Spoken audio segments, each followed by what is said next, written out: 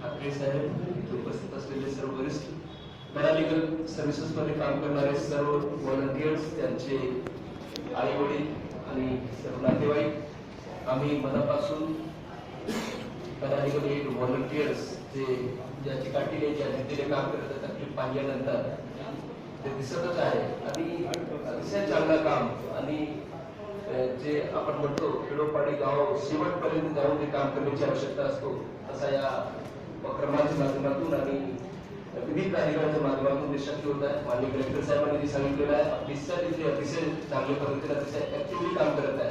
आम्हाला मध्ये बरेचसे प्रोग्राम्स मध्ये ट्रेनिंग सत्रामध्ये सहभाग घेता आला आहे आणि रेग्युलर आपला इंटरॅक्शन असतो.